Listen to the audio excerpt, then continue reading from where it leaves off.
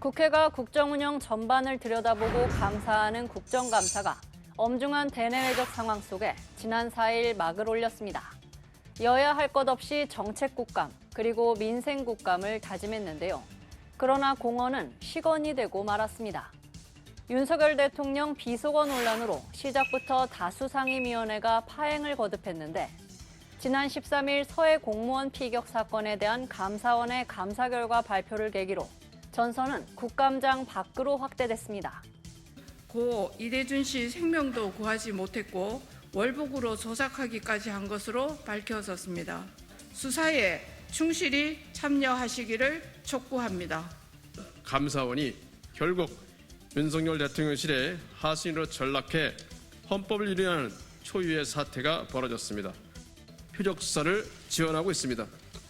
국감 후반부에는 민주당 이재명 대표를 향한 검찰 수사가 도화선이 됐습니다. 이 대표의 측근인 김용 민주연구원 부원장의 체포와 구속, 그리고 민주연구원 압수수색. 민주당은 국감에 앞서 용산 대통령실 앞으로 향했고 협치의 종언을 선언했습니다. 협치는 끝났다라고 생각합니다. 야당 탄압에 콜몰인 윤석열 정권 강력히 규탄하면서 국민과 함께 싸워나가겠습니다. 국감은 사실상 정부를 견제하는 야당의 무대지만 민주당 역시 이렇다 할 한방은 없었던 가운데 김의겸 의원은 국감 막바지 한동훈 법무부 장관을 향해 술자리 의혹을 꺼내들었습니다.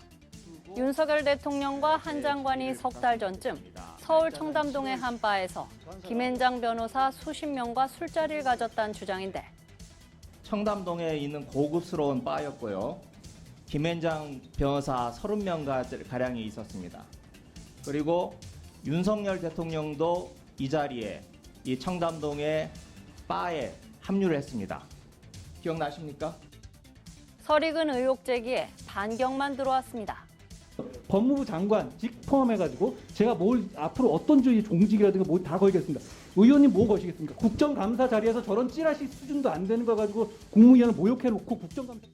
김 의원에 대한 징계안을 포함해 여야는 앞다퉈 상대당 의원에 대한 징계안을 국회에 제출했지만 정작 이를 심사할 국회 윤리특위는 아직 구성도 안 된 상황입니다. 정책 대결 대신 정쟁에 골몰했던 올해 국감에선 해마다 배출되던 국감 스타도 자취를 감춘 채 결국 씁쓸히 막을 내리게 됐습니다. 냉각 상태를 해소하지 못하고 국회는 곧바로 예산 정국에 돌입했습니다. 새해 나라 살림을 심사하고 확정하는 중요한 책무인데 이마저 분위기가 심상치 않습니다. 절반 넘는 자리가 텅 빈 국회 본회의장.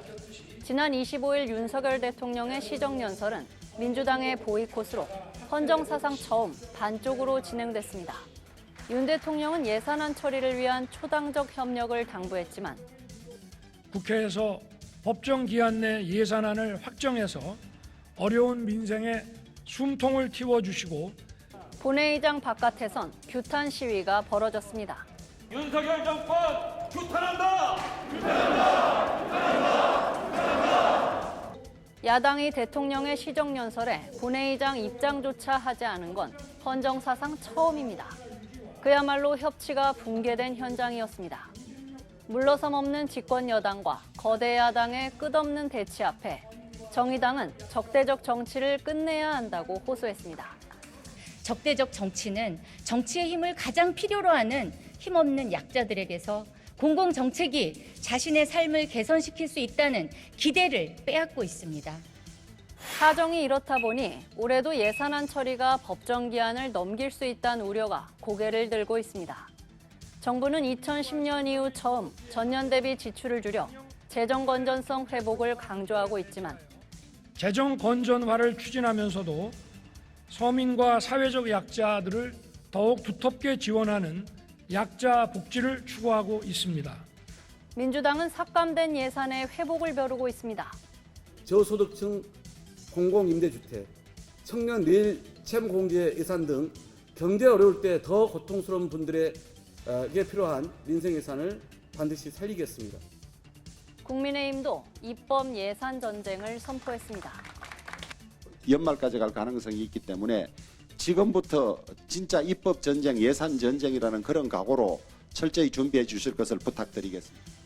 법정 기한을 넘길 경우를 대비해 정부는 이미 최소한의 예산을 전년도 예산에 준해 편성하는 준예산 집행도 검토하고 있습니다. 대화와 타협이 실종된 의회 정치의 위기 속에 민생 현장의 고통은 턱 밑까지 다다랐습니다.